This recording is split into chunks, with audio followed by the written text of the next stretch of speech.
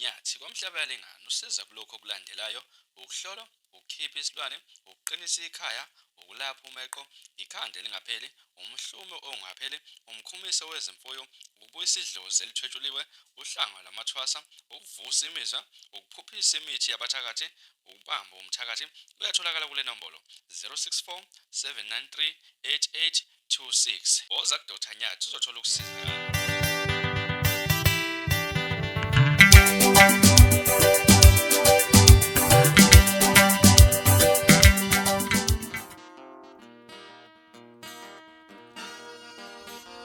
Kulokuthi ukhalatha sengikhona sengiphakathi kuyona channel yakhe hamba phambili nkezo mina kuveze ngintuthu wakho malo bathi ilasbona amagumede mhlawumbe mawuthi usemusha la ekhaya uzaphinde ngicela enze sure ukuthi uyasubscribe ungakhohlwa ukucomment nokulike kanjalo futhi ke enokushare ukukhona okukhulu kunakho konke bafethu abantu basamangazwe isinqumo esithathwe iMfez eMnyama lapha ke sokuthi yena akafuni ukuthi mangabe esedlulile emhlabeni kube khona umuntu ozosala dlala ushuni wakhe lapha nokubhalelwa inkulumo enkundleni zokuxhumana lapha ikakhulukazi ekhasini lakhe ku Facebook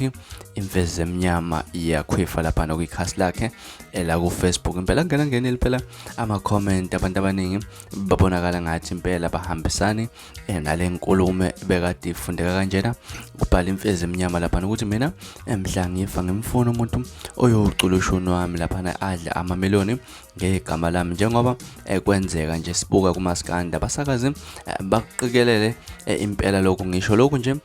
ngoba nabo banasi isandla sokuveza into engeke kubeni bayekile ukudlulisa lapha umuntu onesiphiwo sakhe saphila kunjalo ke namba fethu enisesekayo melani iqiniso wasethi ya cash yimo wakho wase promoter ke city yakhe lapha no 9 December 2022 lapha ukuthi ke iyaphuma isidi yakho ubhala kanjalo ke iMfez eMnyama enkundleni zokuxhumana lapha nekhasini ku Facebook ukuthi yena mhla engasekho emhlabeni akafuni omunye umuntu oyosala dlala ushuni wakhe lapha edle amamiliyoni ngegama lakhe lapha mhlawumbe ke kuthini kwakho ukuphawula because abanye abantu bayathanda impela ukuthi mangabe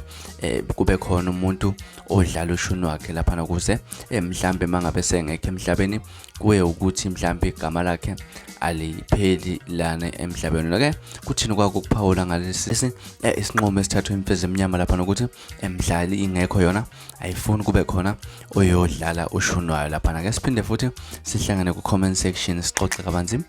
ngalolu daba ngaze kwethu izona esihamba phambili ungakhohlwa ukusubscribe nokulike kanjalo futhi nokushare kuyikona okukhulu kunakho konke nisiphathe kahle nibe nosuku lomnandi